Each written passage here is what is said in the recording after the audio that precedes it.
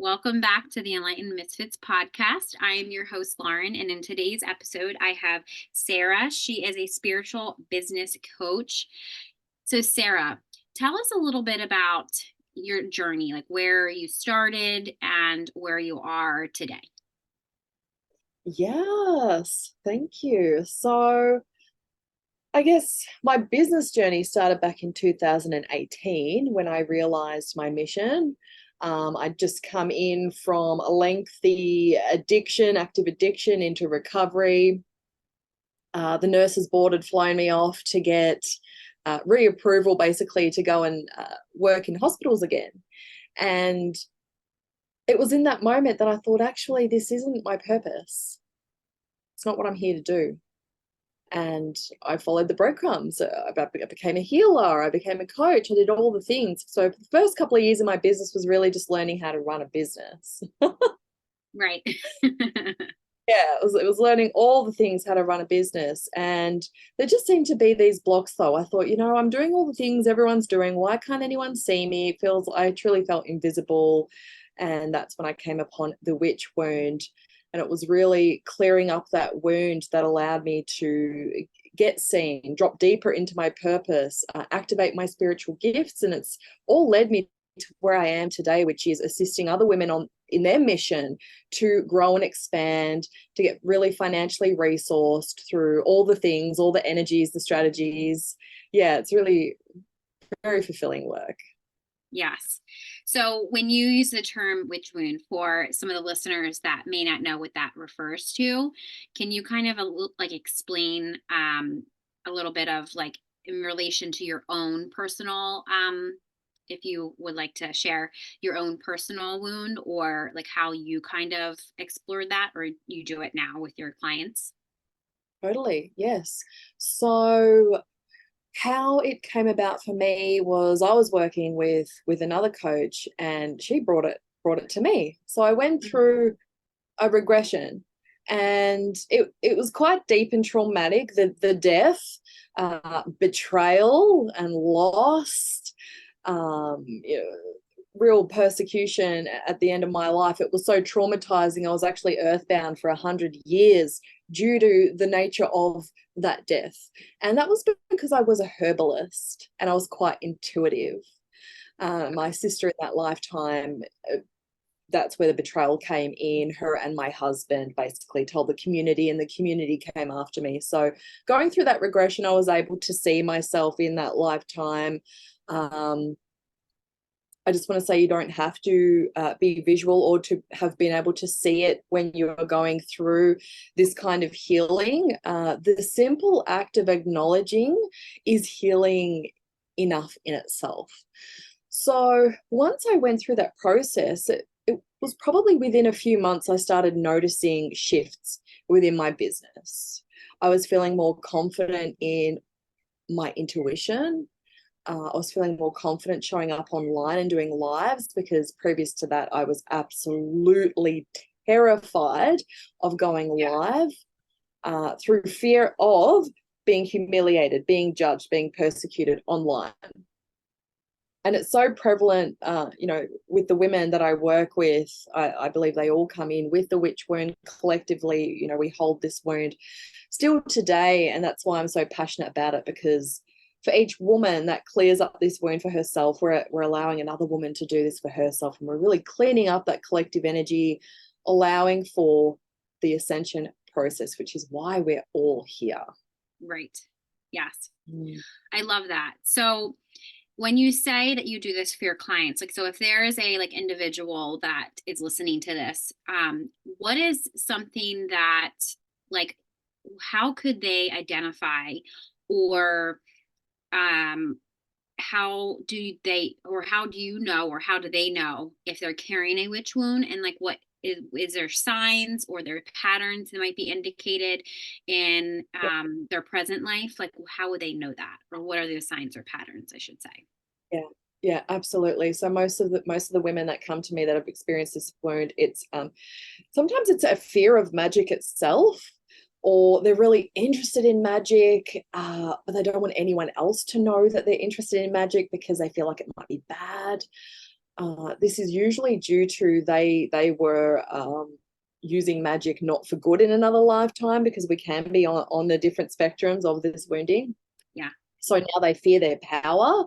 They're actually worried, what if they do start to bring up and use their spiritual gifts and something goes wrong? What if they hurt someone? Go ahead. Were you going to say something? Oh no, I was agreeing in my head, like, yes, yeah. Yeah. Well, um, it's so vast, actually. So, that visibility block that some women feel like they're experiencing, they might feel like they're just not being seen no matter what they do online. They're not being seen. It's like just this shield that's over them. That's a visibility wound, because on a deep unconscious level, they fear being seen. What might happen? Because in another lifetime, that meant certain death. So that's one of the biggest telltale signs. But again, it's fearing their power. It's fearing allowing people to know that they have spiritual gifts, or fearing tapping into their intuition. What else? There's so many ways. It really stifles that spiritual evolutionary growth that we're here to experience in this lifetime through all the fears. It's really a fear wound. It's fear. Yeah, I like Yeah. that. I like the way that I was gonna say, is it kind of just like fear in general? Because I know for mine, my biggest one that kept coming up was, I'm not sure how much you know about human design, but I'm a projector. So my biggest childhood trauma was not being seen. So it's like I wanted to be seen, but I wasn't being seen, heard, validated. I always had to feel like I had to look for external validation from, friends, family, whoever, like partners. And I realized that I'm like, I just kind of thought to myself, like, why is this happening? Like, why does this? And then I started my business, and then the same thing happened. I'm like, putting on this content. I'm doing that, I'm doing all this stuff. And it was just like, oh, I'm not actually doing something that's aligned with me because I'm not being my true authentic self. So then once I started speaking about woo woo stuff, about metaphysical stuff, about things that I truly loved, all of a sudden it was just like people were asking for my advice. They were asking for like, how do I do this? How do I do like guidance? And it's just like, wow, like all of a sudden I just am truly who I am. And obviously that's like in a nutshell, but healing, then I attracted the people that actually are here for me to help me as I help them on their journey as well. So yeah, I do love that. Yes, and that's the beauty of this, is once you start clearing up this wound, you start speaking your truth. Yeah. And the more you speak your truth, the more activating that is for the soul clients. Yes. Um, it can be a big initial hurdle to get over through the fear. Again, the fear is so paralyzing because, Right. when we spoke our truth in another lifetime, if the community thought it was woo woo, and, then they labeled us as doing dark magic or in cahoots with Yeah. the devil, and again, boom, we get persecuted. So that there's so much to it. But that's the beauty of clearing this wound, I believe, is coming back to the real truth of who we are. Yes. Yeah. Now, would you say in your experience with working with your clients or yourself, would you relate also like a money wound to, healers or mentors or whatever they label themselves as, coaches, um, as like not wanting to pay or having like, how do I charge my worth or how do I get paid for my services? Because Yeah. for me, I know that was a huge wound of mine too, because I, was a shaman in a past life. I was, there's just so many different past lives that I had that you don't ask for money. Like that wasn't something that people paid you for. And I feel like this lifetime, a lot of people, do you see a lot of people, with that same like money trauma wound or, because they don't want to ask for money? Yes. Yeah. Big one with healers. I Yeah, I've come to label the wounds. This one I call it, the healer's oath, because Okay. we made oaths in other lifetimes to not take money for our work, and then that carries into this life. So we really want to break those chains of poverty from the healer's oath, and the chains of persecution from the witch wound. When it comes to money wounds as well, I like to look into um, is a client carrying what I like to call the prostitution wound, and that's when we feel icky about charging for our services. We don't feel worthy. Maybe it feels a bit yucky and disgusting even because it's associated with selling ourselves. Right. Yeah. Yeah.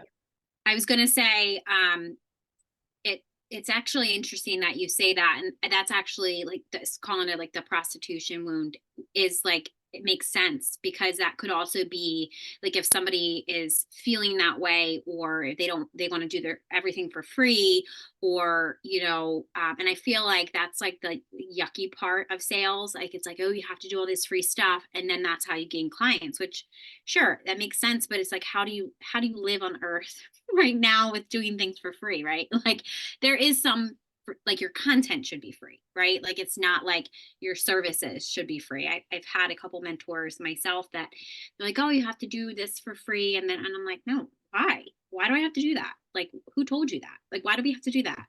So that's actually very interesting that you said, because that felt weird to me, to just tell everybody that everything's free.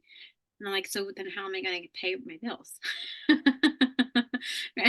Yeah, we live in a world where money is the energy exchange, and Right. money is how we live and create beautiful experiences. So it's natural. And we as we elevate our consciousness, we're elevating our wealth consciousness collectively too. Right. Yes. Yeah.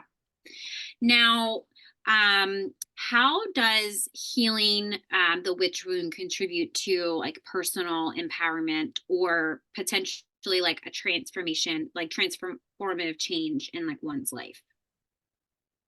Yes.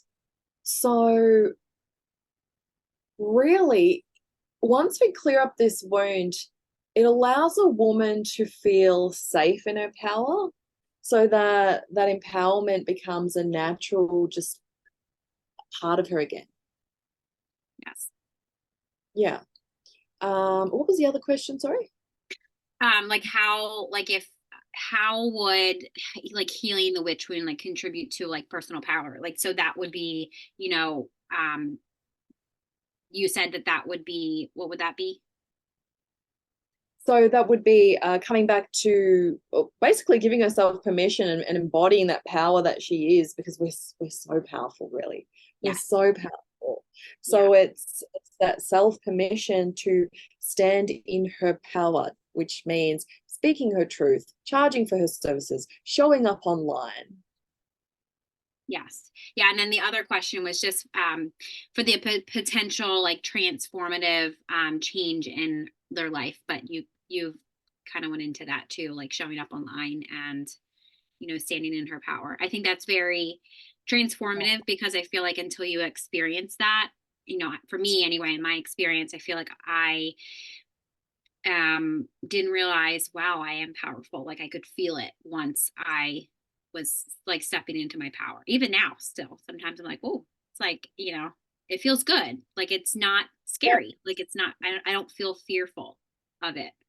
So I feel like that's in itself very transformative. Like that's very transformative. It's a complete paradigm shift when I look back to how I was when I opened my business in 2018. I didn't want to do any of this. But my mission was for me to do this work. And once I cleared up the witch wound, I'm a completely different person. Really, really am more confident online, confident connecting with people, sharing my offers, speaking my truth, going live, doing all the things. Yeah. Yes. Yeah. That is very transformative for your own self.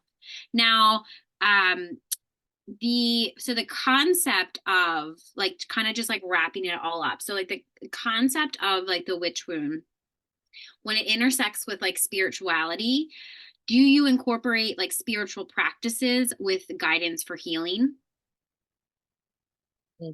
always. So probably 80% of the work I do with my women is the energetics. Yes, I've got a proven strategy that works, but without the energy, it's very hard to get moving forward. So, oh wow, we do.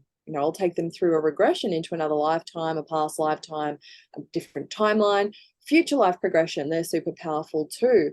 We weave in, sacred light technologies, for want of a better word, ascension tools and codes, and all of those beautiful energies that we have available to us at this time, which just propel us forward in such a beautiful way. Yeah. Yes. I definitely agree. So, as we wrap up, what advice or actionable steps would you offer to our listeners who resonate with the idea of the witch wound? And what would you say to explore if it influences them? Obviously, to reach out to you, which I'll make sure they have all your links and everything, but influences them on their own destinies. Yes, I love that, destiny.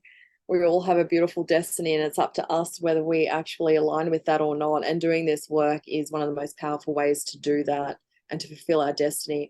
So, like I said earlier, the simple acknowledgement that, yes, and you'll just feel this in your bones. Yes, I was a witch. Yes, I was persecuted. That's why I'm struggling with this, this, and this. That simple acknowledgement starts to clear up the energy. If you want to go deeper, you can go into a regression experience, which is just so interesting. I love, love, love hearing the women's stories about what they see. Even though the death experience was pretty much always traumatic, that in itself is healing. So you will not be re-traumatized. I've never seen it happen. It's actually quite the opposite. It's healing. Yeah, very That's powerful. awesome.